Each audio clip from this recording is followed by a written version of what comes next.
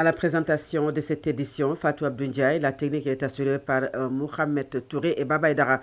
Mohamed Cham, excusez-moi, et Baba Aïdara, bonjour à tous et bienvenue. Je vous le disais en titre, l'Assemblée nationale a adopté la loi visant à alourdir les peines et les amendes contre les actes contre nature dans le code pénal. Si la majorité parlementaire se félicite de cette décision, certains députés de l'opposition, comme Abdoumbo et Tchornal Samsal, ont refusé de voter le texte, estimant qu'il ne s'agit pas d'une véritable nouveauté, puisque ces dispositions existent déjà dans la législation sénégalaise. Je vous propose d'écouter le compte rendu de Sira Béatrice Ndion. Les députés ont adopté la loi visant à alourdir les peines de sanction et les amendes contre les actes contre nature dans le code pénal sénégalais. Le député de la majorité parlementaire, Aïb Dafé, s'en réjouit. Mais la majorité a tenu bon et cette loi est passée. Désormais, nous attendons l'application de cette loi, puisque c'est une loi pour nous que nous jugeons bonne, que nous jugeons équilibrée et qui permet de relever les sanctions, qui permet de clarifier la définition de l'acte contre nature, qui permet également de sanctionner tout ce qui est financement et appui à la promotion des actes contre nature, qui permet également de sanctionner l'apologie des actes contre nature et également de lutter contre les dénonciations faites de mauvaise foi. De son côté, Thierno Alassane Sall, leader du Parti République des Valeurs, a refusé de voter cette loi. Selon lui, il s'agit d'une tromperie car cette loi existait déjà. Parce que vous êtes le parti de la tromperie, vous avez fait campagne nationalement pour dire aux gens que cette loi-là, c'est pour lutter contre des gens comme nous qui supportons l'homosexualité, que je dis, je vous rejoindrai pas, je voterai pas avec. De même qu'Abdoumbaou, député de l'Alliance pour la République, a également refusé de voter la loi. Et que sous prétexte de punir la délation, on protège ici dans ce projet de loi les homosexuels. On se met à punir celui qui l'a dénoncé comme pour faire peur à l'opinion et rendre ainsi difficile la dénonciation du délit. La conclusion est que sous prétexte de cette nouveauté de la loi, on a rendu l'homosexualité permissive au Sénégal.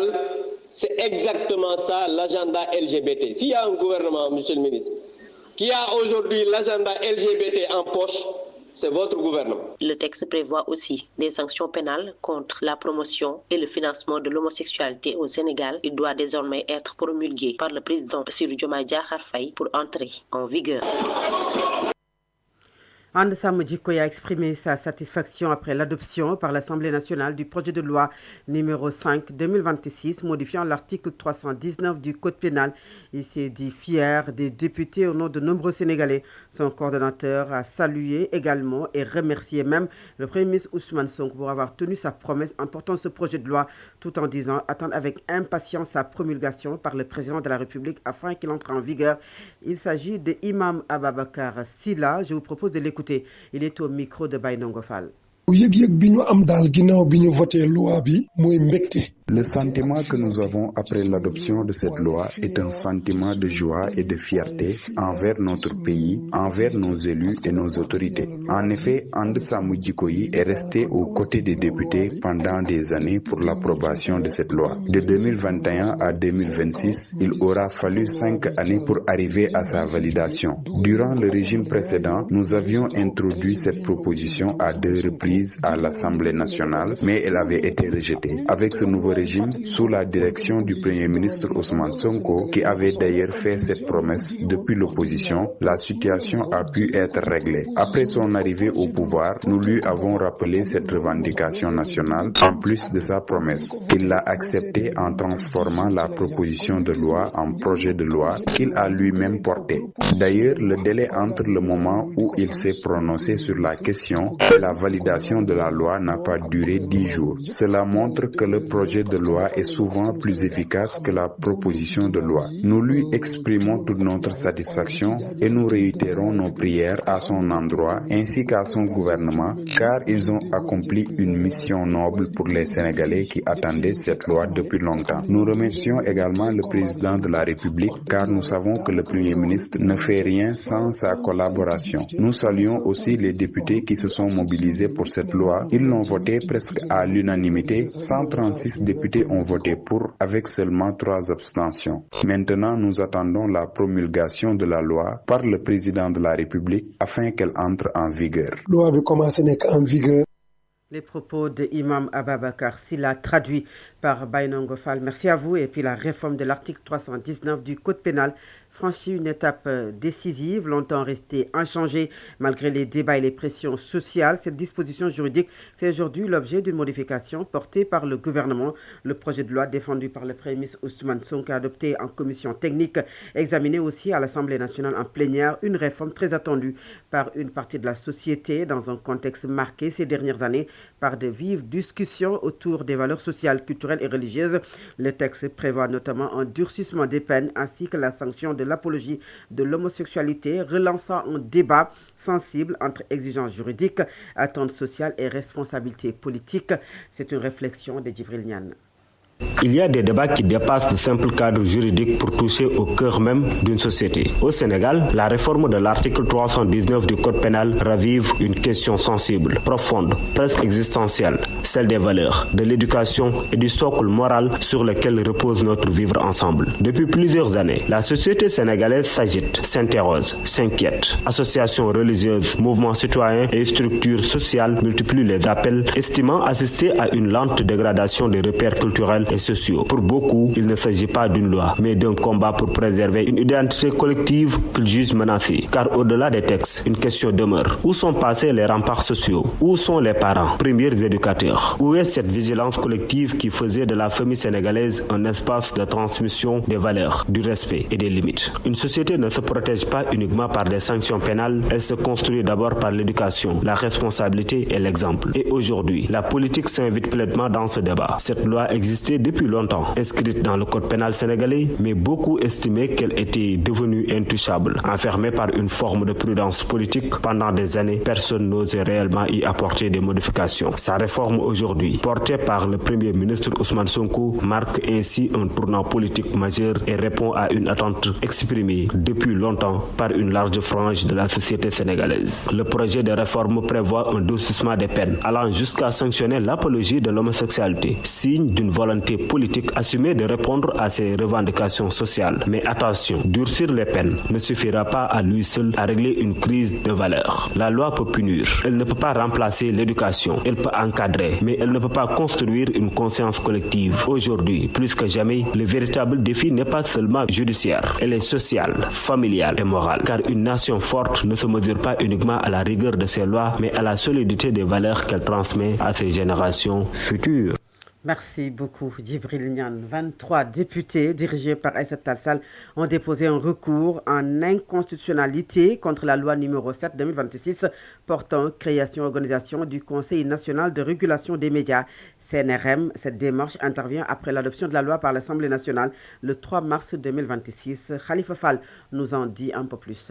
Cette démarche judiciaire est portée par Aïssata Tall Sall et 22 autres députés de l'Assemblée nationale du Sénégal. La requête déposée par Cheikh Ahmadou Ndiaye émane principalement des élus du groupe parlementaire Takku Wallu Sénégal, avec le soutien de plusieurs députés non inscrits. Le document déposé au greffe du Conseil constitutionnel vise à contester la validation juridique du texte qui fixe les nouvelles règles de régulation du paysage médiatique sénégalais. L'initiative s'inscrit dans le prolongement des plaintes exprimées par plusieurs acteurs de la presse qui dénoncent certains aspects du texte comme potentiel liberticide. Le dépôt de ce recours suspend automatiquement la promulgation de la loi jusqu'à ce que le Conseil constitutionnel se prononce. Cette action marque le début d'une confrontation devant le Conseil constitutionnel où les 7 sages devront trancher sur la validité de cette réforme. Et puis, l'affaire Cheikh Oumar Diagne vient de connaître son épilogue judiciaire.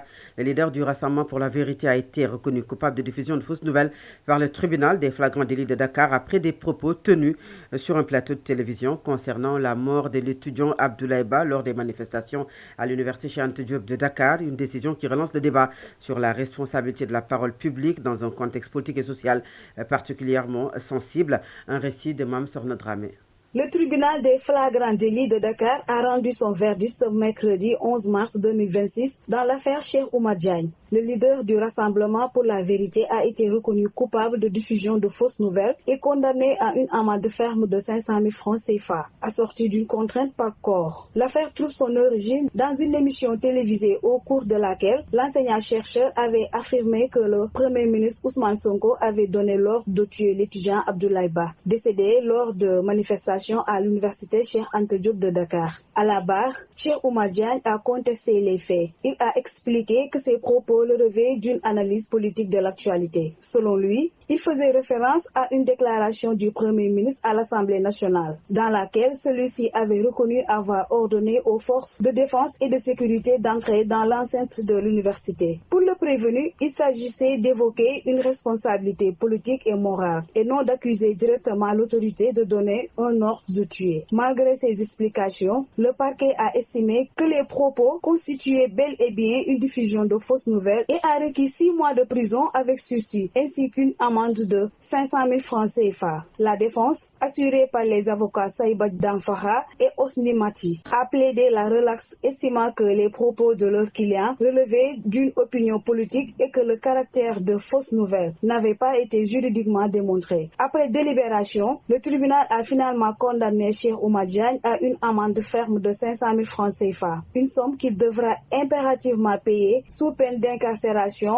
en cas de non-paiement, conformément au mécanisme de la contrainte par corps. Cheikh Oumar Diagne a quitté libre le tribunal après l'audience. Au-delà de cette décision de justice, l'affaire rappelle une réalité de plus en plus présente dans le débat public sénégalais. À l'ère des plateaux télévisés et des réseaux sociaux, la parole politique peut peser aussi lourd que les actes et parfois se retrouver elle aussi devant le juge. Merci beaucoup, Mme Sorne Dramé. L'imam Al-Amin Dramé, membre du MODAP, mouvement des Domodara de Pastef, a été placé en garde à vue à la section de recherche de la gendarmerie de Colobane pour appel à l'insurrection. Il a été convoqué à la suite d'une autosaisine du procureur de la République après des propos tenus dans une vidéo devenue virale sur les réseaux sociaux. Il sera présenté ce jeudi devant le procureur. Le Conseil pour l'observation des règles d'éthique et de déontologie dans les médias, CORED, s'est dessaisi de l'affaire liée à la diffusion d'un photomontage caricaturant le chef de l'État, Bassirou Diomaye Faye, sur la plateforme Feeling Dakar TV. Dans un communiqué, l'instance indique s'être autosaisie après un signalement avant d'apprendre l'arrestation de l'auteur par la section de recherche pour offense au président de la République. Le CORED rappelle aux professionnels des médias le respect des règles d'éthique déontologique ainsi que les institutions de la République. Il est 7h passé de 14 minutes. Vous écoutez le journal sur Solo Média. Solo Media Group. L'information en temps réel. En plus bref, le ministre des Transports terrestres aériens, Yankhoba Diémé, a annoncé plusieurs innovations dans le cadre du nouveau code de la route au Sénégal. Il s'agit notamment de l'introduction des permis à points et de la vidéo-verbalisation et de la digitalisation du paiement des amendes. Le texte prévoit également une professionnalisation accrue des chauffeurs et une révision du processus d'obtention du permis de conduire ainsi que d'un renforcement de la visite technique des véhicules. Selon le ministre, le travail technique pour l'opérationnalisation du nouveau code est déjà réalisé à 80% avec l'objectif de durcir les sanctions afin de mieux lutter contre les infractions routières. Direction Saint-Louis, après avoir décrété 24 heures de journée sans ticket, le directeur général du CROUS avait demandé de fermer les restaurants universitaires, ce qui a poussé la coordination nationale des étudiants de Saint-Louis à sortir un communiqué pour informer l'opinion nationale qu'il passe à la vitesse supérieure. C'est un compte rendu de notre correspondant à Saint-Louis, Paprali Louba. Depuis plus de 48 heures, la tension ne cesse de monter dans le campus social de l'université Gaston Berger de Saint-Louis entre étudiants et la direction du CROUS. Ces étudiants avaient décrété 24 heures de JST qui constitue selon eux un moyen de lutte pacifique. La coordination des étudiants constate que ce régime manque de volonté politique pour juguler le mal profond qui perdure dans le sous-secteur de l'enseignement supérieur. C'est pourquoi la coordination des étudiants de Saint-Louis déclare ce qui suit. Tant que le directeur général du CROUS s'avisera de fermer les restaurants universitaires à la suite d'un mouvement de grève, tant que le directeur général persistera dans sa logique d'affamer les étudiants de l'UGB, tant que le directeur général tentera d'empiéter sur les revendications légitimes des étudiants de l'UGB, le directeur du CROUS sera déclaré persona non grata de l'université Gaston Berger de Saint-Louis. D'autre part, nous nous sommes rendus dans les locaux du Centre régional des œuvres universitaires de Saint-Louis, CROUS, pour avoir la version de l'autorité en question, le directeur Babacar Diop. Mais ce dernier dit qu'il essayera de nous recevoir prochainement. Par ailleurs, la coordination invite la tutelle à faire preuve de responsabilité en privilégiant le dialogue au lieu de s'évertuer à intimider les voix dissonantes dans les universités. À défaut, elle continuera de son noble combat avec tous les moyens légitimes à sa disposition pour défendre. Merci beaucoup, Pape Khalilou Ba. Le 6e plan d'action de grève du G7 a été respecté à 90% sur toute l'étendue du territoire national. Selon Amadou Gaye, il est le chargé de communication du cadre unitaire des syndicats d'enseignants du moyen secondaire, membre également du G7. Selon lui, le gouvernement fait jusqu'à présent la sourde oreille face à leurs revendications, sans mesurer les conséquences sur le quantum horaire. Le QSEM s'appelle ainsi l'État du Sénégal, l'État au dialogue et à la revalorisation des accords. Amadou Gaye, chargé de communication du QSAMC, est au micro d'Ibrahima Khalid Djemé. Le propre d'un syndicat, c'est la lutte. Mais la lutte est le dernier ressort de notre grille de manifestation. Notre première grille de manifestation, c'est d'être dans les classes et de donner des enseignements apprentissages aux apprenants. Donc ça c'est le leitmotiv de tout enseignant. Maintenant, la bataille syndicale, c'est parce que tout simplement, quand on a pris l'option, quand en face de nous avons des gens qui ont coupé le pont du dialogue, et par rapport à ce pont du dialogue, les ministres concernés, à savoir Moustapha Guirassy, Olivier Boukal, le ministre de l'économie et des finances, en fait, voilà 3 ministères qui, depuis le début, depuis le deuxième plan d'action, refusent systématiquement, c'est le il faut le dire, de recevoir les syndicats d'enseignants. Donc le dialogue a été rompu. Maintenant, il y a des questions pour lesquelles l'État doit prendre ses responsabilités. C'est le président qui doit signer le décret et non le Premier ministre. Et ce que nous constatons, c'est le méprisme total, pour ne pas dire un mépris de la part du président de la République. Donc voilà aujourd'hui ce que nous écoutons. Maintenant, hier à aujourd'hui et jusqu'à la semaine prochaine, nous avons constaté que vraiment le mot d'ordre a été à 90% respecté. Cela est dû aux fonctions opérées sur les salaires, parce que l'État pensait qu'en fonctionnant les salaires, les syndicats allaient être élevés. L'effet contraire s'est produit. Il y a une radicalisation qui même dépasse notre espoir. Ce que nous demandons, c'est un dialogue franc, juste, vrai. Vous savez, il n'y a pas de question émergente quand il s'agit de la revendication du G7. Si on demande du respect des accords, vous savez que des accords ont été faits, on s'est fait accorder sur un certain nombre de points, et jusqu'au moment où nous parlons, l'État tarde à respecter ces accords. Donc on parle de respect des accords, mais on ne parle pas de nouvelles revendications, ou bien, comme aime le dire le Premier ministre, des revendications émergentes. En plus bref, le gouvernement du Sénégal a annoncé à l'issue du Conseil des ministres d'hier un important programme de recrutement dans les secteurs de la santé et de l'éducation. Au total, 4 350 enseignants seront recrutés dans différentes disciplines, notamment le français, l'anglais, l'arabe, ainsi que pour les DARA. Dans le secteur de la santé, 2500 agents seront également attendus au recrutement en cours de l'année 2026. Au cours de l'année 2026, l'annonce a été faite par la porte-parole du gouvernement, Marie-Rose Fatou Faye, à travers le bureau d'information et de communication du gouvernement. À présent, le reportage du jour. Pendant le mois de Ramadan, le commerce en ligne connaît une forte activité, notamment dans la vente de box salées et de vêtements. Mais derrière cette dynamique se cachent de nombreux défis pour les vendeurs, entre la pression des commandes, les difficultés de livraison et la concurrence sur les réseaux sociaux. C'est un reportage de Awa Aïcha Diop.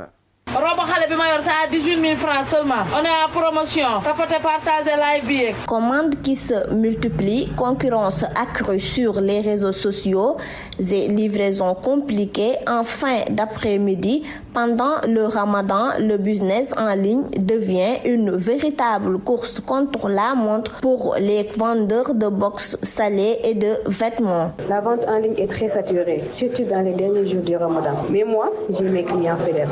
Même sans live, mes clients continuent de venir acheter chez moi. Une vendeuse de djellabé pour adultes du nom de Adja Mirinjai. En ce moment, avec la forte demande d'habits pour enfants, elle a décidé de s'y adapter. Bon, au début du Ramadan, je vendais surtout des jalabés, mais avec l'approche de la Korité, j'ai commencé à vendre des habits pour enfants car ce sont les plus demandés pendant cette période. Diara Fall, une vendeuse de pâtisserie qui fait des box salées, nous confie qu'en cette période, les choses sont un peu stressantes à cause de l'incompréhension de certains clients. Pendant le Ramadan, les choses deviennent plus sérieuses et plus stressantes car la demande augmente énormément. Il y a aussi des clients qui ne sont pas compréhensifs. Si on tarde un peu à livrer, pourtant nous respectons tous les commandes. Entre embouteillages, nombreuses commandes et concurrence sur les réseaux sociaux, ces vendeuses poursuivent leurs activités avec détermination pour répondre aux besoins des clients durant le mois de Ramadan. Merci beaucoup Awaïcha Diop. C'est ce reportage qui met un terme à la première partie de cette édition. La seconde partie, c'est la page internationale, le sport et la revue de la presse. À présent, l'Inter. Actualité internationale. Qui nous mène au Moyen-Orient. Les autorités libanaises ont fait état aujourd'hui d'au moins 7 morts dans une frappe israélienne sur le front de mer à Beyrouth. Une nouvelle attaque au cœur de la capitale libanaise peu après le mouvement chiite Hezbollah a tiré un barrage de missiles supplémentaires vers l'État hébreu. Face au risque d'une envolée des prix du pétrole provoqué par le conflit au Moyen-Orient, l'Agence internationale de l'énergie a décidé de débloquer 400 millions de barils dans ses réserves stratégiques, ce qui n'a pas empêché pour l'instant le baril de pétrole de repasser au-dessus des $100. Et le ministre italien des Affaires étrangères Antonio Tajani a condamné aujourd'hui l'attaque d'une base italienne à Erbil au Kurdistan irakien qui n'a pas fait de blessés. Je condamne fermement l'attaque d'une base italienne à Erbil. Je viens juste de m'entretenir avec notre ambassadeur en Irak. Heureusement, tous nos militaires sont sains et saufs dans leur bunker, a-t-il déclaré sur X. Et depuis le début de la guerre au Moyen-Orient, la région du Kurdistan autonome et sa capitale Erbil Nord ont essuyé de multiples attaques imputées à des factions pro-iraniennes, pour la plupart neutralisées par la défense anti-aérienne. Et le ministère des Affaires étrangères a convoqué même l'ambassadeur d'Iran en Thaïlande afin de discuter des faits relatifs à l'attaque perpétrée hier contre la Mayur Nare, navire battant pavillon thaïlandais. C'est dans le détroit d'Ormuz, rapporte l'agence de presse thaïlandaise. L'exploitation du navire a déclaré que 3 membres d'équipage étaient portés disparus et seraient coincés dans la salle des machines du navire. Toujours concernant cette actualité, ou bien cette guerre au Moyen-Orient, des personnes déplacées fuyant les frappes aériennes israéliennes dans le sud du Liban et à Darien, c'est dans la capitale sud de Beyrouth, s'installe à l'Institut technique Bir Hassan, transformé en refuge à Beyrouth au Liban. C'était hier. L'aide humanitaire internationale commence à arriver au Liban, où les déplacés du sud et des zones bombardées par Israël atteignent près de 800 000. La France doit acheminer jeudi 60 000 tonnes d'aide à Beyrouth. Et à présent, c'est la page sportive. Solo Média. L'actualité sportive. Amin Senghor, le matin sur Solo Média. Bonjour. Bonjour à vous, Fatou Abdou Ndiaye. Bonjour à toutes et à tous. C'est toujours un plaisir. C'est parti pour l'actualité sportive. Ah, vous m'avez envoyé des relances. Alors, parlons basketball cette fois-ci. Pour son premier match du tournoi qualificatif à la Coupe du Monde 2026, le Sénégal s'est incliné d'entrée face aux États-Unis. Exactement, Fatou Abdou Ndiaye. Un résultat finalement logique au regard du classement mondial du basketball féminin publié par la FIBA au début du mois de mars. Les Américains ou les Américaines occupent la première place alors que le Sénégal pointe au 48e rang. Les joueuses de Cherchar espéraient pourtant créer l'exploit, mais face à une équipe américaine largement supérieure, les Lions ont été donc très tôt débordés dès leurs premières minutes. Il faut donc le dire, le Sénégal a été déjà dépassé de 20 points. Au vu de la physionomie de la rencontre, l'issue du match semblait déjà scellée à la pause. Les Américaines menaient largement 59-19, soit en retard de 40 points d'écart. Finalement donc, le Sénégal s'est incliné sur le score de 110-46. Les Lions devront rapidement digérer cette défaite. Elles affronteront dès aujourd'hui à 14h notre adversaire de taille. Ce sera donc l'Espagne actuellement qui occupe donc la 7e place du classement mondial. Nous allons d'ailleurs faire le point pour les équipes africaines durant ces tournois qualificatifs de la Coupe du Monde 2026 de basket. C'est avec Muntaga Abadoussara. De cette première journée des tournois de qualification de la Coupe du Monde féminine FIBA 26 pour les équipes africaines. Sur 4 équipes, les 3 ont perdu leur premier match. Le Sud-Soudan a perdu devant la République tchèque 89-52. Le Mali également s'est incliné devant la Chine 81-68. Le Sénégal s'est lourdement incliné devant les États-Unis 110-46. Seul le Nigeria, champion d'Afrique en titre, a battu la Colombie 70-37. Sur les 4 équipes africaines, le Sénégal est la plus mauvaise défense puisque le Sénégal a encaissé 110 buts, mais également la plus mauvaise attaque avec seulement 46 points de marqués, alors que le Nigeria a marqué 70 points, le Mali a marqué 68 points et l'équipe du Sud-Soudan a marqué 52 points. Le programme d'aujourd'hui, le Sud-Soudan a fini de jouer contre le Brésil. Tout à l'heure à 8h30, le Mali, battu par la Chine, affronte la République tchèque, vainqueur du Sud-Soudan. Alors que le Sénégal va jouer à 18h contre une autre grosse cylindrée, ce sera à l'Espagne. Et puis nous parlons football, la billetterie ouverte pour le match amical Sénégal-Gambie. Exactement, match amical qui se jouera le 31 mars à 19h au stade Maître Abdoulaye Wade de Diamniadio pour une grande soirée de football, puisque je rappelle, ce sera le premier match de l'équipe nationale du Sénégal au Sénégal, bien entendu, en tout cas au pays, à la suite du sacre continental remporté au Maroc en janvier dernier, selon des informations données par la Fédération sénégalaise de football. Les prix sont accessibles au public. Tribune rouge, déjà 1000 francs. Tribune jaune village, 100 000 francs. Zone centre, 10 000 francs. Annexe loge, 15 000 francs. Loge VIP, 50 000 francs. Les billetteries, donc, les billets sont disponibles sur la plateforme billetterie.ticketfoot.sn. C'est pas de la publicité, c'est de l'information par rapport justement donc à sa billetterie de l'équipe nationale du Sénégal, en tout cas pour le match face à la Gambie. De football doit passer à la caisse. Hein. On verra. Okay. On verra. En tout cas, sachez que bien avant ce match au stade Abdoulaye de Diamniadio, les Lions, 3 jours avant, le 27 mars exactement, au Stade de France, défieront donc le Pérou. Je rappelle qu'à cette occasion, la Fédération sénégalaise de football a informé que le trophée de la Coupe d'Afrique des Nations sera donc en tout cas présenté à la diaspora sénégalaise pour rendre un vibrant hommage aux joueurs de l'équipe nationale du Sénégal. Dans les prochains jours, le sélectionneur des Lions, Pape Thiaw, devrait également publier la liste des joueurs convoqués pour ces 2 rencontres. On verra exactement donc qui sont les joueurs qui vont donc participer ou appelés par le coach Pape Thiaw à l'occasion, bien entendu, de cette fenêtre internationale. Cette fois-ci, la Ligue des Champions, avec les résultats des matchs d'hier. Sachez que le Real Madrid, vous en parlez déjà hier, a finalement jubilé l'équipe de Manchester City. Score 3-0. Le Santiago Bernabéu a vibré hier donc en Espagne. Parallèlement, FK Bodo Glimt a créé une surprise en battant Sporting Portugal, là où le Parc des Princes, le Paris, a réussi le pari en battant les Blues de Chelsea de Momodou Sarr 5-2. Parallèlement donc, ou bien avant ces matchs-là, Leverkusen a tenu en échec Arsenal, match nul. 1 but partout en attendant donc les retours dans une semaine. Aujourd'hui, à partir de 19h, Fatablo, ce sera place à la Ligue Europa. Et que faisait Yamal après le penalty raté de Vinicius? J'ai postulé une vidéo disant que Yamal est... Non, c'est une information que j'ai quand même, hein. Pas vous quand même, Alamine Semor. Il faut quand même. Est-ce que c'est sûr que vous ne l'avez pas vu sur ma page Facebook ou sur mon statut? Du tout. En tout cas, Yamal s'est moqué un peu de... Vous n'êtes pas les seuls sportifs de cette maison. Oui, aussi, ça hein. C'est vrai. Ça, alors, et vous avez l'habitude de dire que le ballon est rond pour tout le monde. Ben, bien sûr. Donc c'est pas...